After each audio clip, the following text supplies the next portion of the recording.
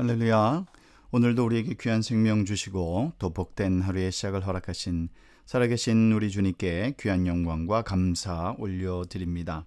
월요일 아침입니다. 계속되는 아침 말씀 묵상 이어가도록 하겠습니다. 오늘 본문 말씀은 예레미야 35장 1절부터 11절까지의 말씀, 이제 35장으로 넘어와서 35장 1절부터 11절까지의 말씀을 통해서 오늘 이 아침에 우리에게 주시는 하나님의 말씀의 은혜를 함께 나누도록 하겠습니다. 예레미야서 35장은 두 종류의 사람, 두 무리의 공동체를 비교하는 그 말씀이 오늘 본문에 나타납니다. 먼저 1절부터 11절까지의 말씀은 이제 오늘 본문이 되겠습니다. 레갑 사람들에 대한 얘기가 나오고요. 그리고 12절부터 우리 다음 시간에 보겠지만 19절까지는 이제 유다 사람들에 대한 그 내용이 나오는데, 하나님께서 이 35장을 통해서 레갑 사람들과 유다 사람들을 대조하는 이제 그러한 내용을 보여주십니다. 레갑 사람들은 누구냐 하면 북이스라엘의 아합 왕을 폐위시킨 예후의 혁명에 가담했던 레갑의 아들 요나답이라고 하죠. 이 여호나답의 후예들입니다.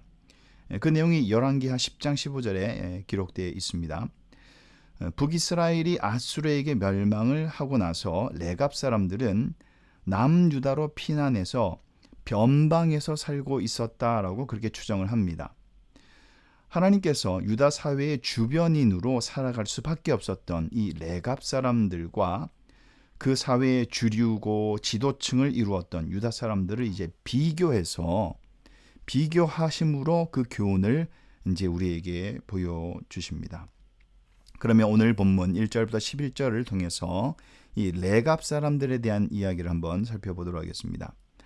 예레미야는 시대를 이제 거슬러 올라가서 여호야김 통치 시대에 있었던 일을 이제 이야기합니다. 이제 그것이 1절에 언급된 내용이고요. 하나님께서 예레미야에게 이 레갑 사람들을 한번 시험해보라 그렇게 말씀하십니다. 레갑 사람들을 여호와의 집 곧 성전의 한 방으로 데려가서 포도주를 마시게 권유하라라고 2절에 말씀하시는데, 이 레갑 사람들이 보기에는 이 예레미야는 유다 예루살렘의 제사장이었기 때문에 상당한 권위를 가졌다라고 생각할 수밖에 없었습니다. 더욱이 이 사람들은 변방에서 살 수밖에 없었던 주변인이죠. 북이스라엘로부터 이주해서 온 사람들이었기 때문에, 그래서 이 예레미야의 말을 따르지 않을 수가, 거절할 수가 없었을 것입니다. 그래서 이 예레미야는 야사냐를 비롯한 레갑 사람들 모두를 데리고 하나님의 사람 하난의 아들들, 그러니까 제자들이죠, 방에 들어가게 합니다. 이 방은 고관들의 방 옆에 성전 문지기 마세야의 방 위에 있었다, 그렇게 되어 있습니다. 그 자체로 이 권위가 있는 그러한 위치에 있는 자리입니다. 이것이 3절과 4절의 이제 설명이고, 이제 그런 상황에서 예레미야가 레갑 사람들에게 포도주를 마시라, 이제 그렇게 5절에 보니까 권하고 있습니다. 이 불의한 일을 지시한 것은 아니고 또 부당한 명령을 내린 것도 아니고 그저 포도주를 마시라고 권한 것이기 때문에 레갑 사람들은 거부하기가 쉽지 않았을 것입니다.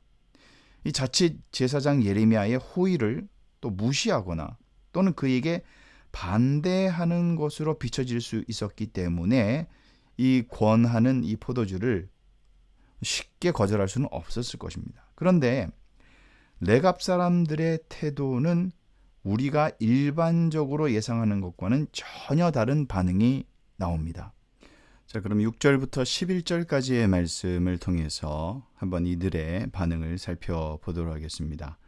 이 레갑 사람들은 비록 변방에 사는 사람들, 좀 어떻게 보면은 소외되고 사회와 좀 떨어진 이제 그러한 주목받지 못하는 사람들이죠. 그럼에도 불구하고 이 성전 안에 한 방에서 이 제사장이자 선지자인 예레미야의 호의적인 권유를 받았음에도 불구하고 이 레갑 사람들은 그 호의를 사양하고 선조 요나답의 명령에 따라서 포도주를 마실 수 없습니다라고 대답을 합니다. 그들은 레갑의 아들 우리 선조 요나답의 명령이라는 말을 6절과 8절과 10절에 걸쳐서 3번이나 반복을 하고 있습니다. 그 명령에 의하면 그들은 포도주만 금한 것이 아니라 토지나 집을 소유하지 말고 장막에서 계속 생활을 해야 하는 그러한 무소유의 삶을 살아야만 했습니다. 그래서 한 곳에 정착하지 못하지요. 영원히 떠돌면서 장막에서 살아가는 것은 이게 누가 보더라도 쉬운 일은 아니었을 것입니다. 게다가 요나답은 북이스라엘 왕 예후 시대의 사람이고 이 당시는 지금 유다 왕 여호야김의 시대입니다. 굉장히 시대적으로 오래된 거의 200년이 넘는 그러한 시간이 흘렀기 때문에 굳이 그 명령을 따르지 않아도 되는데 그들은 여전히 그 선조의 명령을 따라서 집이나 땅을 소유하지 않고 마치 광야의 이스라엘처럼 그렇게 살아왔던 것입니다. 이들은 그렇게 하나님의 섭리에 따라 먼 북이스라엘에서 남유다까지 와서 그렇게 오랜 시간 동안 거주하고 그들의 삶을 계속해서 유지해 나갔던 것입니다. 11절에 보면 이들이 예루살렘에 왔던 이유도 바벨론의 침공 때문이었다. 그렇게 말씀합니다. 하나님은 이러한 레갑 사람들의 모습을 통해서 유다 사람들을 부끄럽게 하기를 원하셨던 거죠. 우리도 성도의 정체성을 지키면서 하나님의 말씀대로 신실하게 살아가는 그러한 사람들을 보면 스스로 부끄러움을 느끼게 됩니다. 성도는 하나님의 말씀에 순종하는 것을 생명처럼 여겨야 할 것입니다. 거룩한 하나님의 백성답게 사는 것이 진정으로 복된 삶이기 때문입니다. 오늘 말씀을 요약하겠습니다. 물론 하나님을 바르게 섬기려면 무조건 레갑 사람들처럼 많은 것을 포기하고 다른 사람들과 전혀 다른 방식으로 일상을 살아야 한다. 그런 뜻은 아닙니다. 그러나 하나님이 부르신 소명을 따라 세상 속에서 살아가려면 어떻게든 세상에 속하지 않는 자로서 구별된 삶을 살기 위해서 우리는 힘써야 할 것입니다. 하나님을 부인하는 사람들이 관심을 갖고 추구하는 가치와 우리의 가치가 얼마나 다른지를 우리가 짚어볼 수 있어야 하고 또 보여줄 수 있어야 합니다.